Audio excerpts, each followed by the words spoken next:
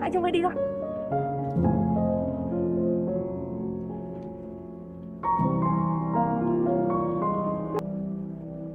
Mẹ lại cho tiền Thiết à? Em mới cứ ngày cờ bạc như vậy, mẹ lại còn tiếp tay cho em ấy nữa. Mày còn bảo tao cách dạy con à? Mà cậu nhìn này cậu xem. Rồi ui, có cái gì đâu. Tôi á, không có cửa, cậu không có cửa nhá. Thôi tôi mời cậu về cho.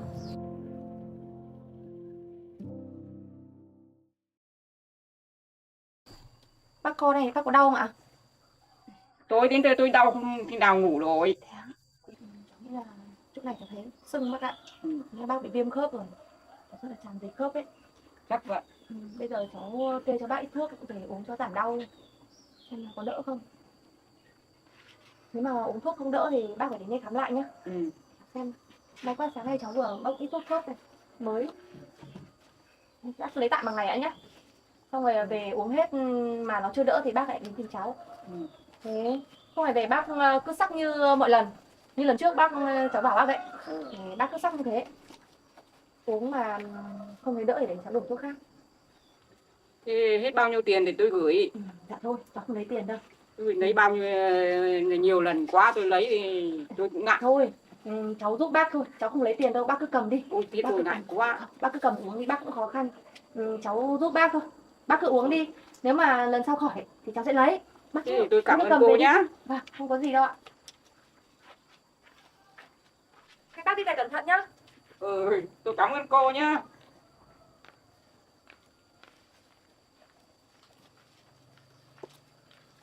Chào bạn. Cô đi. Thế anh vẫn chưa khỏi hẳn à? Anh lại đến khám à? Tôi thì còn hẳn rồi, nhưng mà hôm nay tôi đây có việc khác. Thế thì mời anh vào nhà đi.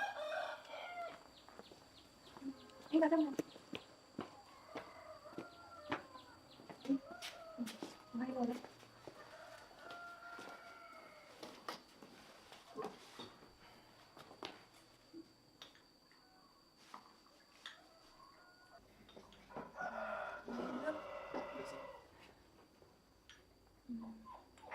Anh không ngồi xuống đây nhỉ? Anh ngồi xuống uống nước. Chị có để không? Hai người cứ ngồi đi ạ. Cô đứng rồi. Anh đến đây có chuyện gì đấy? Hôm nay tôi tới đây là để chính thức cảm ơn cô. Tôi muốn cảm ơn cô vì cô đã cứu mạng của tôi. Tôi giúp đỡ người là điều đương nhiên thôi. Thì gặp ai cái trường hợp như anh thì tôi cũng sẽ giúp như thế. Nên là anh không cần phải cảm ơn tôi đâu. Không biết là ai nhỉ? Liệu có phải số nợ đến đòi nợ tiếp không nhỉ? Nhìn không quen. Mẹ Bỉ, anh này là ai? Mẹ ơi, đây là anh Long, người lần trước mà con cứu đấy. Anh đến để cảm ơn con. Chào cô. Con phải đưa người lạ về à? Cái anh này lần trước mà vượt lên con cứu với mẹ. Chào cô. Vâng. Hôm nay tôi đến đây để cảm ơn vì đã cứu mạng tôi lần trước. Vâng, tôi chả dám. Nhìn cái da gì mà lại lọ ấy. Cả con sung. Anh đừng nghĩ gì. Mẹ tôi chỉ nói thế thôi. Mẹ tôi không có ý gì đâu. Đi ơi. Không sao đâu. Anh Trung à? Đi. Anh lại mang gì cho em đấy?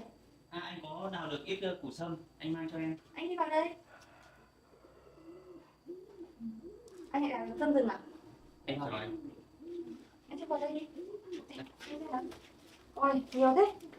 anh đi thả trâu, thả bò, vậy nhìn thấy có cây này to quá nên anh đào về cho em. Em cảm ơn nhé. Thế anh Trung vào đây đi.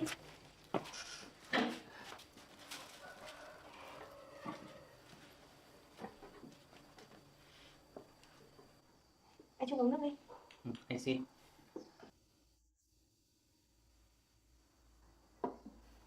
Alo, anh lại tới đây có việc gì ạ? Hôm nay tôi tới đây là để cảm ơn cô Vivi. Tôi cũng không làm mất nhiều thời gian của cô Vivi nữa. Vâng.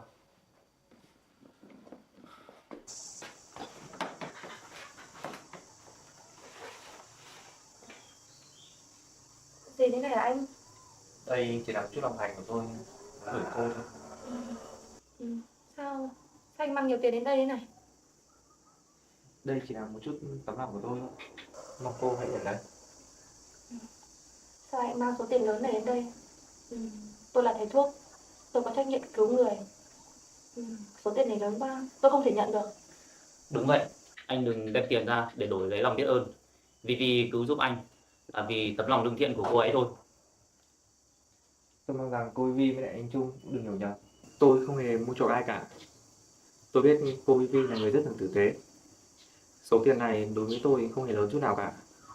Nhưng mà với số tiền này, cô Vi có thể giúp đỡ thêm nhiều người nữa. Nhưng mà anh phải hiểu, nếu mà tôi nhận số tiền này, nó sẽ khiến tôi cảm thấy mình không là một người thầy thuốc đúng nghĩa nữa. Tôi không thể nhận số tiền này được. Nếu mà tôi nhận, nó sẽ khiến tôi cảm thấy mình không là một người thầy thuốc đúng nghĩa nữa. Tiền kim trong đấy là lấy cái gì? Nếu anh có lòng biết ơn thì hãy giữ lấy lòng biết ơn đó. Còn thứ này chỉ làm cho mọi chuyện trở nên khó xử hơn thôi.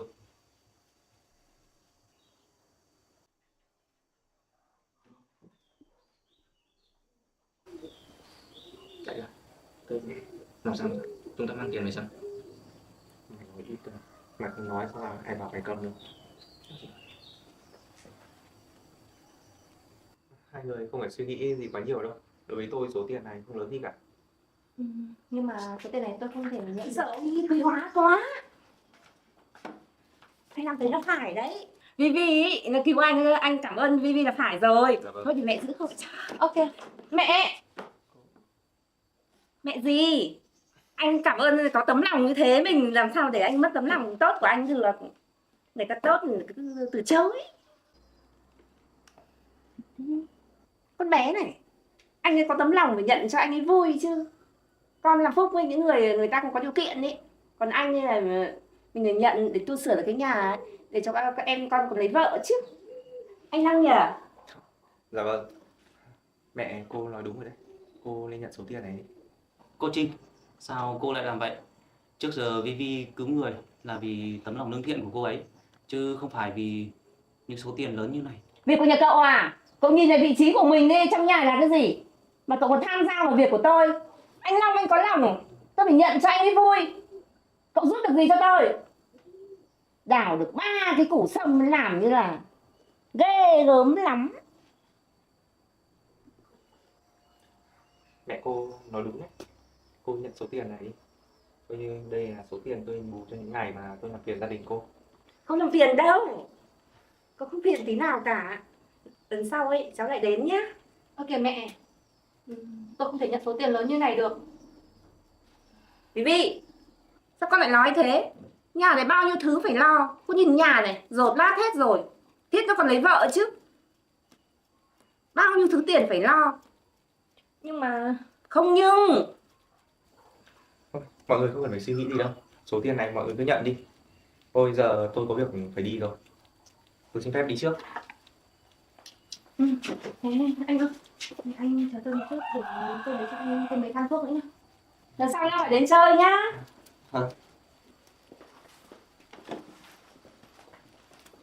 Đấy, người ta thế chứ. Sáng nay con chim khách nó hót véo con, không biết tin vui gì. Đó, mỹ nhân đến. Này mình có tiền rồi. Vui quá đi. Thôi tao đi cất đi, bảo nó lại lèm nhèm, bực mình lắm. Tiền ơi.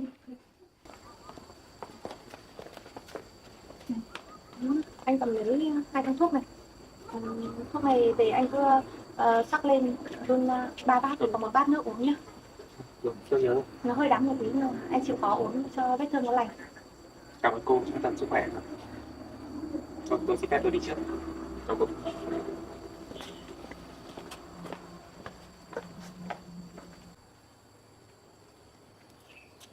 Vivi, thôi anh cũng xin phép em về nhé. Anh Trung, anh đừng để bụng những lời này em nói nhá. Anh không để bụng. Thôi, anh về nhé. Cậu kia, đứng lại tôi bảo. Mẹ, Vivi, con đi nấu cơm đi. Mẹ có chuyện mẹ cứ nói với thằng này. mẹ đừng làm khó anh Trung nữa. Không, mẹ không làm khó gì đâu. Con cứ xuống nấu cơm đi. Xuống nấu cơm đi. Cô Trinh, có chuyện gì sao? Tôi có chuyện đấy. Con Vi ý, nó có nơi cô trốn rồi. Mà cậu nhìn này, cậu xem. Rồi, ôi, có cái gì đâu. Mà cậu cứ kiếm cớ đến đây, cậu để lân la đến đây. Để làm lỡ dở con Vi nhà tôi à? Nghèo kiết xác, công ăn việc làm không có, suốt ngày chân vầy con bò con trâu mà đòi đú. Cậu nhìn lại xem, cậu nhìn lại xem, người ta mang đấy, mang đến cho nó bao nhiêu tiền, cậu được cái gì? 3 cái củ ấy. Rồi tôi nói không đúng là xì mặt ra. Tôi nói không đúng à? Tôi cấm cậu không nói gì với con Vi nhá. Giời giời. Được mỗi cái mã. Cô Trinh, sao cô lại nói như thế? Cháu đối với Vivi là thật lòng, chứ cháu không có ý gì khác cả. Trời ơi, thật lòng, cái thật lòng của cậu ấy có mài ra được ăn không? Chỉ được cái mã thôi, nói thì hay như thế. Sợ, cái kia à? Vi kìa, người ta nhà lầu xe hơi, đến đây á còn phải nhìn nét mặt của tôi, phải nhìn nét mặt của con Vi. Mà tôi nói cậu biết nhá, tôi cấm cậu không được nói gì là tôi nói gì với cậu nhá. Nếu như giá như ấy, cậu làm ra tiền ấy, cậu có nhà, có xe ấy, đến đây tôi còn phải xem xét lại. Đằng này chả có cái gì, suốt ngày vài con trâu, vài con bò, xong rồi cuốc cuốc xới xới được vài cái củ. Toàn làm con rể tôi á, không có cửa, cậu không có cửa nhá. Thôi tôi mời cậu, cậu về cho. Đừng làm lỡ dở cuộc đời con Vi. Thôi cô Trinh, cháu xin phép cô, cháu về đấy. Vâng, tôi không dám. Lần sau á, cậu đừng có đến đây nữa. Nói hay lắm, được mỗi cái mã. Nhìn thấy ghét. Vi ơi, nấu xong cơm cho con.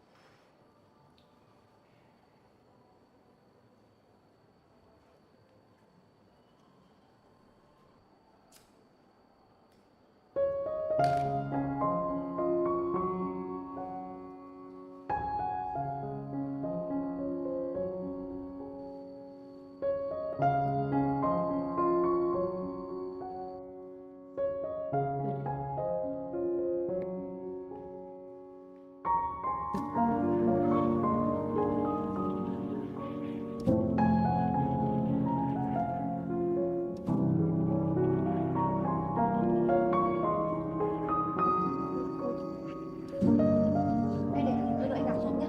Nằm xuống một chút cho dễ chịu. Thuốc này mà. Thuốc này cảm ơn. Anh cố lên. Cô lát nữa tới nơi rồi. Anh chịu không chịu đau một tí. Anh chưa mới đi thôi.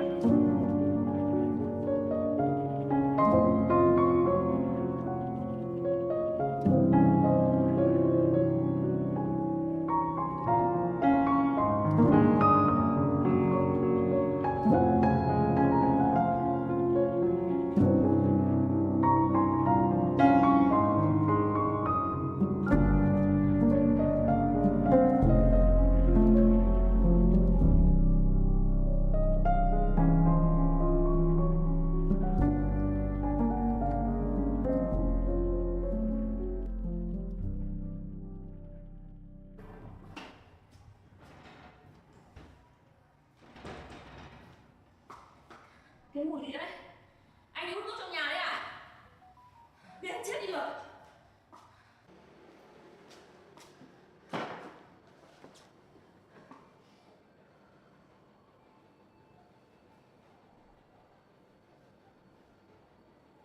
Cô ấy đâu về? Tôi đi đâu phải báo cáo với anh ạ. Cô là cái rượu này à? Tôi làm gì bằng tôi. Hôm nay anh quan tâm tôi quá nhỉ? Cô ấy không quan tâm cô đi đâu làm gì. Cô đừng vác cô ra đến về đây, con nhìn thấy.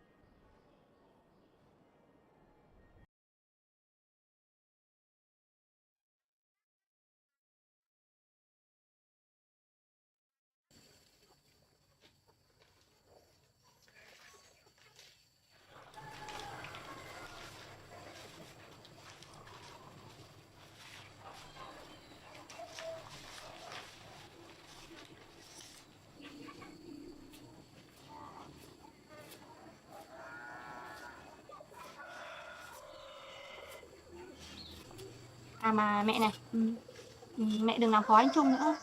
Anh ấy là người tốt mà. Anh còn giúp đỡ con nữa. Mẹ có làm gì đâu.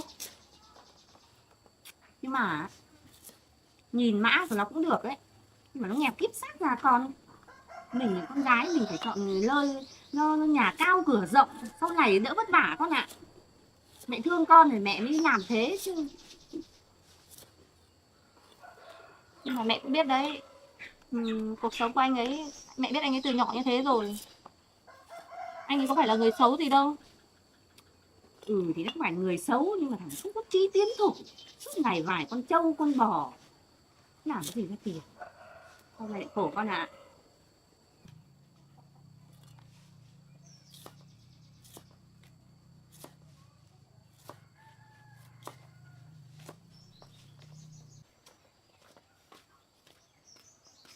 Ra về rồi à? Thịt nóng ơi là nóng. Oi lắm con ạ. Mẹ làm sao? Mẹ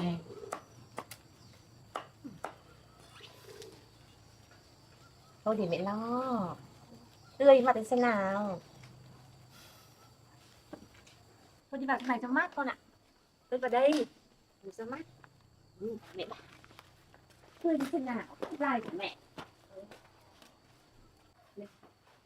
Chụp một tí. Một tí.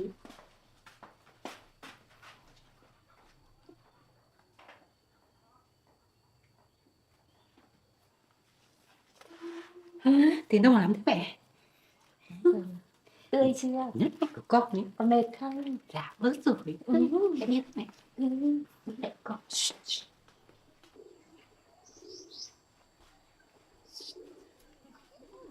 Đi ăn gì con? Dạ. Ăn gì không mẹ? Ăn gì nhỉ? Uống nước con cốc cho.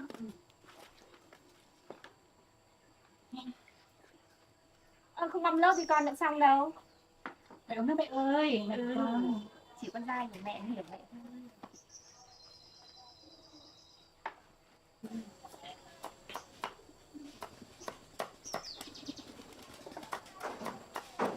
Dai hiểu mẹ thôi. Mẹ vừa làm gì vậy? Mẹ lại cho tiền Thiết à? Em mới cứ ngày cờ bạc như vậy. Mẹ lại còn tiếp tay cho em ấy nữa.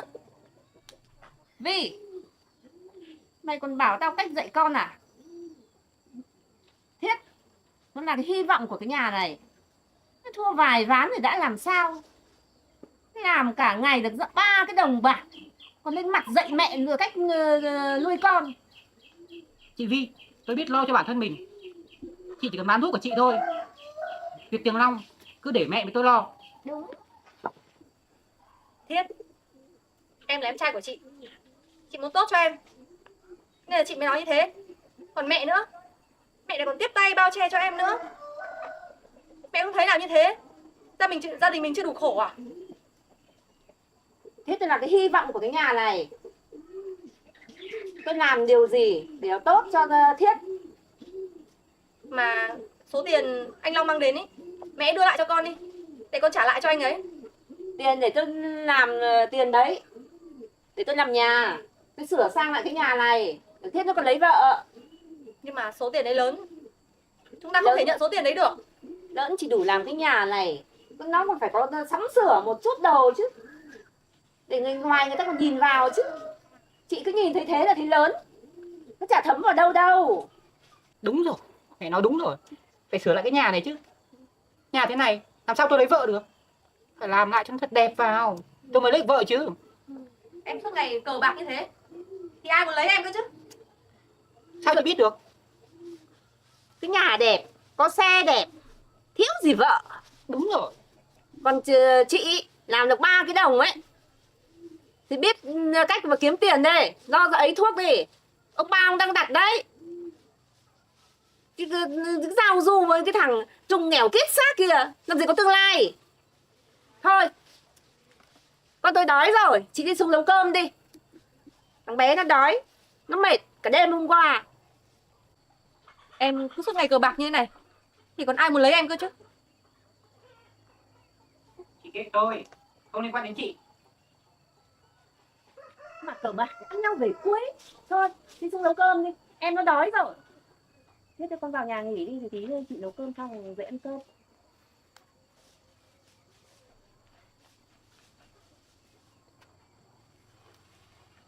Cái thằng Á Long nó cho nhiều tiền lắm hả mẹ? Cũng chả đáng bao nhiêu đâu con. Nhưng mà cũng đủ cho con lấy vợ. Vậy à? Nhưng mà mẹ đi từ trên kia xuống dưới làng dưới, mẹ chấm được một con bé. Ai mẹ? Từ Tiên đi. Vậy à? Nhìn con bé đấy á, đẫy đà 3 vòng vòng nào ra vòng đấy, để nhất định phải được có cháu trai. Mẹ ưng con bé lắm. Vậy à mẹ? Ừ. Mẹ ơi, con có gặp con bé đấy mấy lần, con thấy được lắm mẹ ạ. Chuyện mẹ đã chấm thì phải được chứ. Thôi con vào nghỉ đi. Dạ vâng. Tí thì con Vi nấu cơm xong rồi mẹ gọi. Con nghỉ nhé, mẹ ngồi đây nhé. Con trai của mẹ, đang nhìn được đẹp trai. Lấy được con bé thì cũng tốt.